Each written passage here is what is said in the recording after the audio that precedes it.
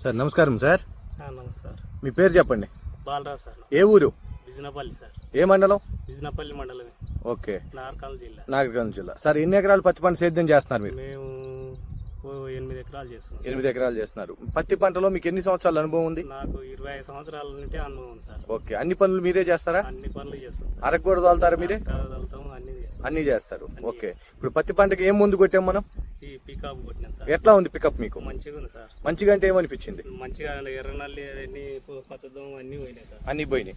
చూపిండి ఒకసారి చెట్టు ఎట్లా వచ్చింది ఇప్పుడు మీకు? పంగ ఇట్లా మంచిగా నీట్ గా వచ్చింది సార్. ఓకే, పంగలు బాగా వస్తున్నాయి? బాగా వస్తున్నాయి. మంచిగా మెత్తగా వస్తుంది సార్. మెత్తగా వస్తుంది.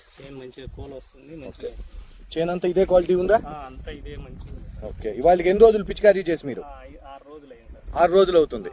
చేను మొత్తం ఇదే క్వాలిటీ ఉంది. ఇంకేమనిపించింది మీకు? మంచిగా ఉందని అనిపించింది సార్. ఓకే, ఇది ఎన్ని రోజులు పంట స్టేజి? ఇది 50 రోజులు సార్. 50 రోజులు పంట. ఇప్పుడే ఫస్ట్ మందు కొట్టారు? ఫస్ట్ మందు ఇప్పుడే ఇదే కొట్టారు. బ్రాంచెస్ వచ్చినాయి, పచ్చదామ తెల్లదామ అన్ని క్లియర్ అయినాయా? క్లియర్ గా అయినాయి, మంచిగా అయినాయి సార్. ఓకే, రైతులందరికీ ఏం చెప్తారు మీరు?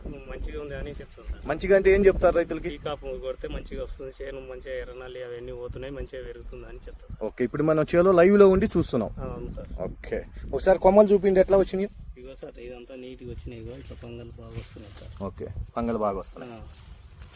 ఓకే, ఆకులో స్ట్రెంత్ ఉందా బాగా? బాగానే ఉంది సార్.